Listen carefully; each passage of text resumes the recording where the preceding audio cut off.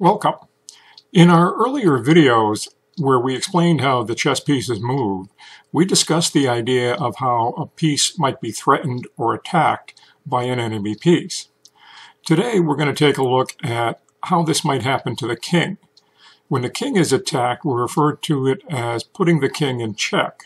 So we're going to discuss how that comes about and how the king must respond to being put in check.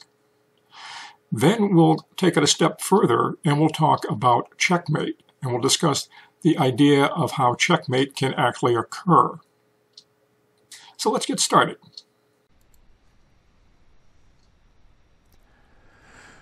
Let's begin by answering the question, what is check?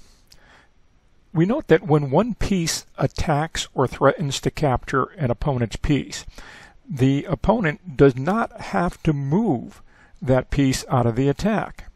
The opponent might move a different piece and leave his or her other piece still under attack. In the diagram, the white rook is attacking the black knight. And we see that here the rook is on c5 and it's attacking the knight on c8.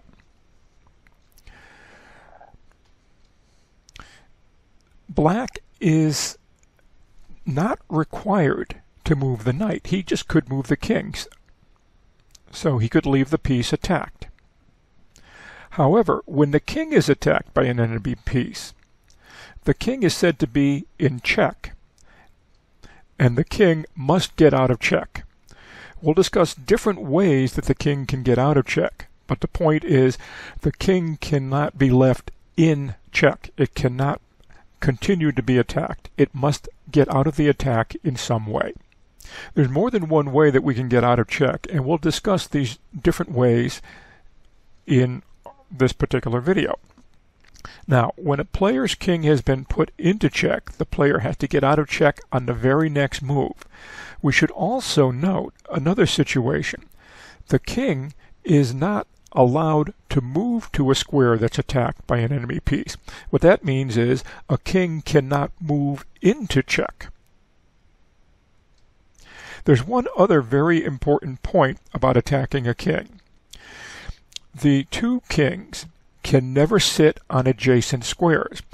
That is, the two kings are not allowed to be in direct contact. Remember, this is the idea of opposition that we discussed in an earlier video. This means that one king cannot attack or give check to the other king.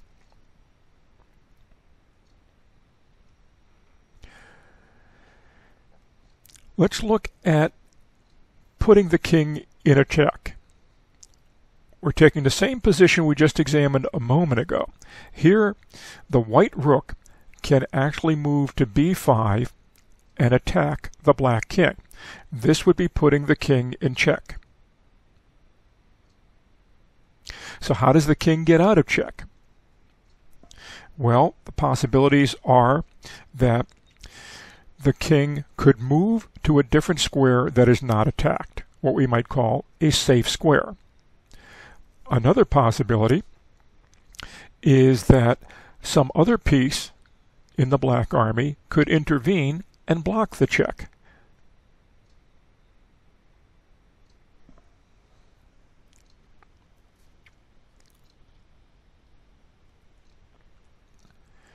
Now, let's look at this position a little more closely. In addition to going to b5 and delivering a check against the king, it's possible that the rook could go to c7 and put the king in check. How would the king get out of check in this situation? Well, again, it could move out of check, move to a safe square, a square that's not attacked, or it has the option of capturing the rook because it's within the grasp of the king. Remember, the king can only move one square in any direction. If the rook was adjacent to the king could capture it.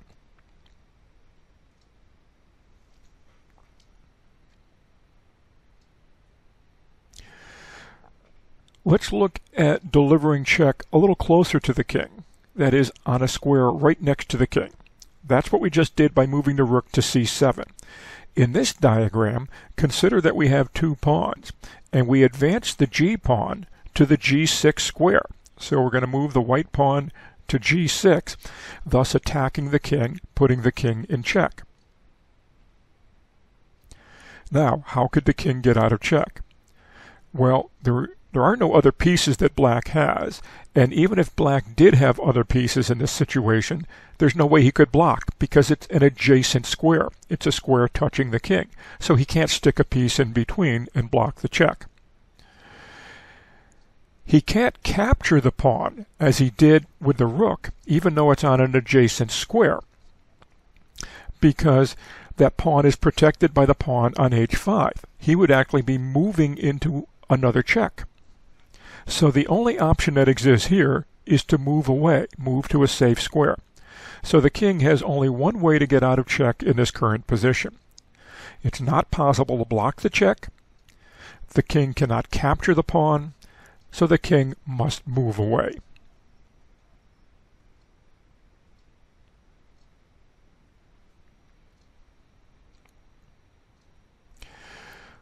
We had talked about capturing as a way of getting out of check. Let's take a closer look here.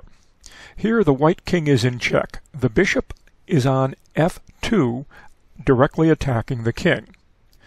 So we have three ways that we can get out of check here. Again, because it's an adjacent square, blocking is not an option. One option is that the king could move away to a safe square. Just ignore the bishop. Go, for example, to g2 or to g4 and just run away from the bishop. The king could actually capture the bishop. There's nothing else protecting the bishop. The bishop is just sitting there, so the king could capture it. That's a second option. The third option is the knight could capture the bishop. So it's not required that the king capture the piece, but another piece could capture the attacking piece and eliminate the check. So once again, the option of blocking in this particular position is not a possibility.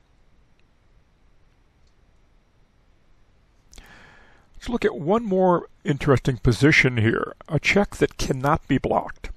So in this diagram, currently white is not in check, but black has a knight on the d2 square, and that knight could move to a square to deliver check against the king.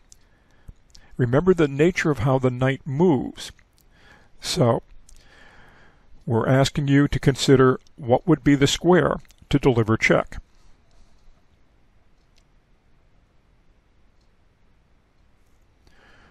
Well, the knight can actually move to the b3 square, making that L shape that we've discussed in terms of how the knight moves. And then with a subsequent L would be taking the king, so that would be attacking the king, putting the king in check. Knight to b3 would be the move to put the king in check. The thing to note about this is that knight is not adjacent to the king. So the king could not capture. White has no additional pieces, so there are no additional pieces that could capture the knight. And you can't place a piece between the knight and the king. You can't block a knight check. So the only option that white has available here to get out of check is to move away.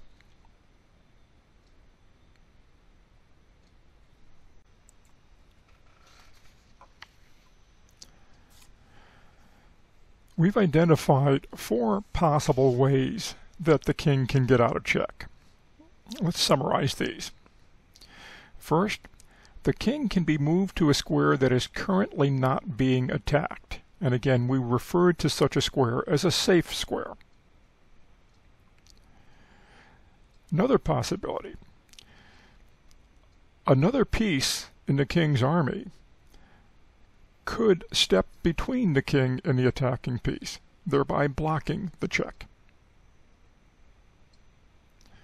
It's also possible that the piece that's attacking is adjacent to the king, and the king could capture that piece.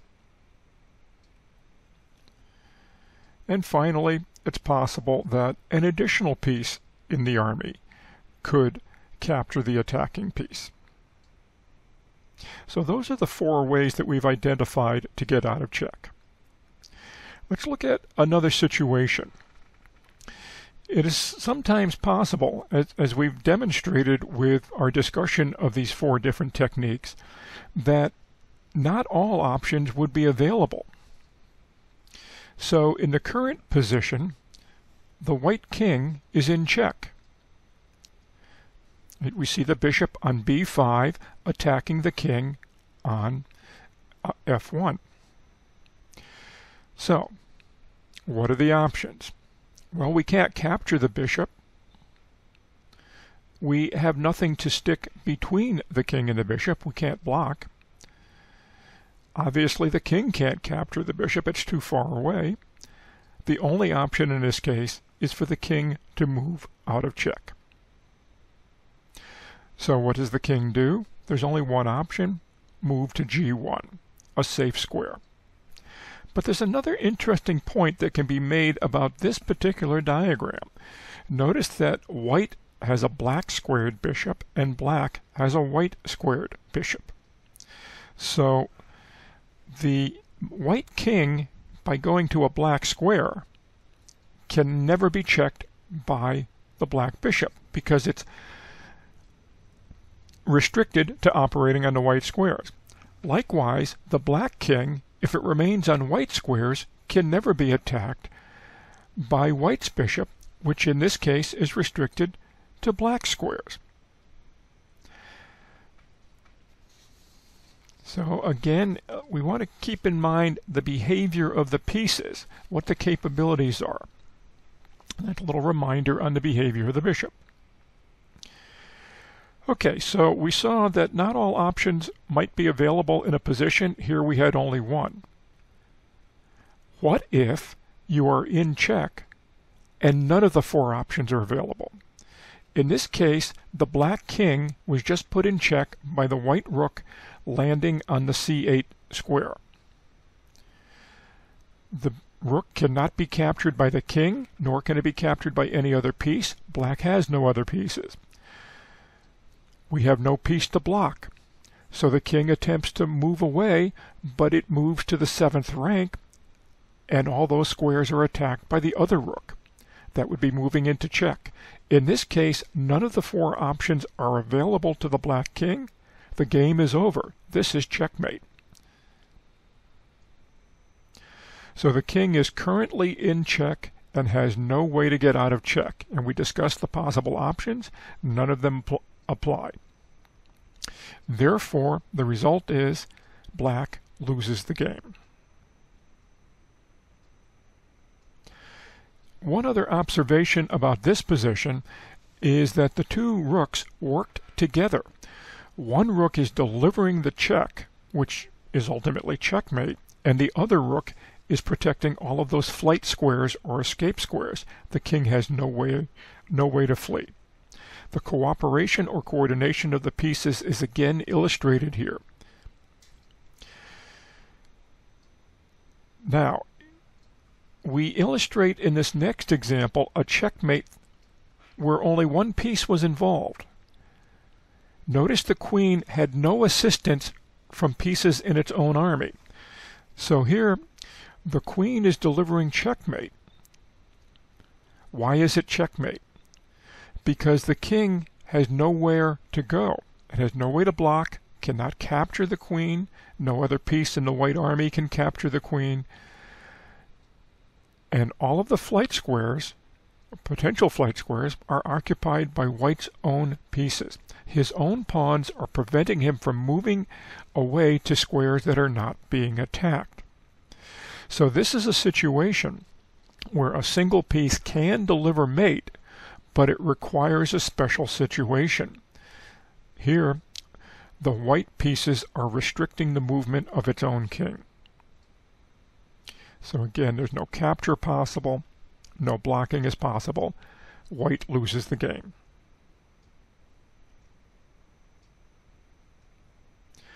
Well, there are many ways to deliver checkmate. Here's another example of a single piece delivering the checkmate.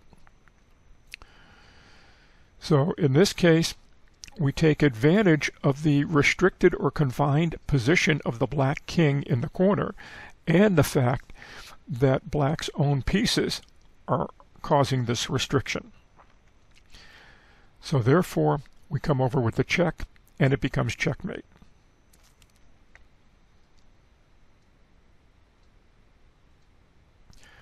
Okay, that's a single piece. Most of the time, we're going to see that the pieces of the opposing army work together. So here's an interesting example where we have a checkmate, and what we see is the rook is delivering the checkmate.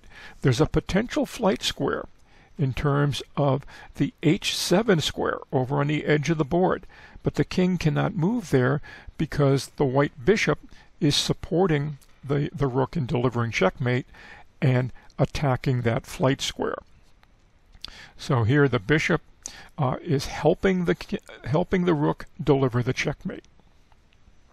This is far more common where we see a cooperation among pieces.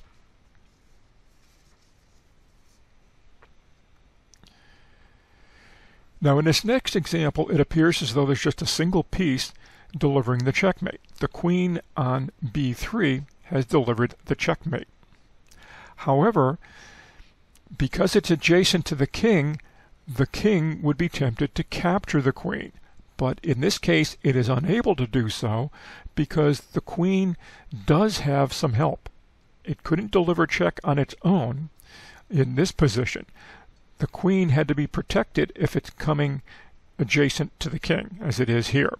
So therefore, the pawn on a4 is assisting in the delivery of the checkmate, preventing the capture of the black queen. Here's one more example to consider. Here we have a combination of two pieces working together, a black pawn attacking a potential flight square, and the rook delivering the check, hence the checkmate. Furthermore, the white pawn is blocking another potential flight square for the king. So again, you can see some variations in terms of how these checkmates have been delivered. Now the checkmates we've presented have all taken place on the edge of the board. It is possible that the king could be checkmated in the center of the board, but it requires a little bit more, say, complexity to the position, more pieces out there. But typically we're going to see late in the game the king checkmated on the edge of the board. So we've shown the checkmate positions and we've given an idea of how checkmate could be delivered. Let's look at another position where the black king is currently not in check, but its moves are severely restricted.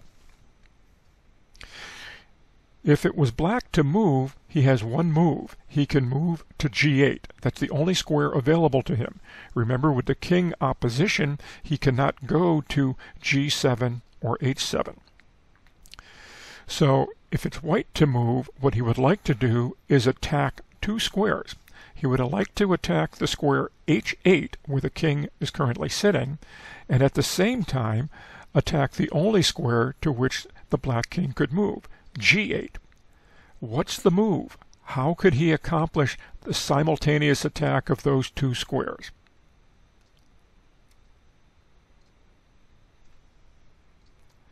Well, the solution's actually fairly straightforward. By taking the queen here on h5, moving down to the square h8, he's attacking the king and at the same time attacking that one square to which the king could move. That would be the checkmate. Queen to e8. So we've given you quite a bit to think about here in terms of the checkmate. Well, check and checkmate. Let's recap what we've talked about, what we've presented in the video. Well, we explained the term check, what we meant by check. Remember, the king being attacked, we're calling it check because it's a different situation than attacking some other piece. There were special circumstances related to the check, right? The attack of the king, different from the attack of other pieces. A king must get out of check in some way, and a king cannot move into check. It cannot put itself in jeopardy. So those are two special situations related to the concept of check and the king. We discussed a number of ways to get out of check. move to a safe square, block the check, capture the attacking piece with the king, or capture the attacking piece with another piece in our army. And finally, we explained how checkmate occurs. That is, if the king is put in check and none of these ways of getting out of check are possible, then the game is over. It's checkmate. In our next video, we'll continue examining checkmate and we'll demonstrate the actual delivery of checkmate. We'll talk about how to checkmate a king with a minimal number of pieces. And we'll also introduce another important concept that can occur, something called stalemate. So until next time,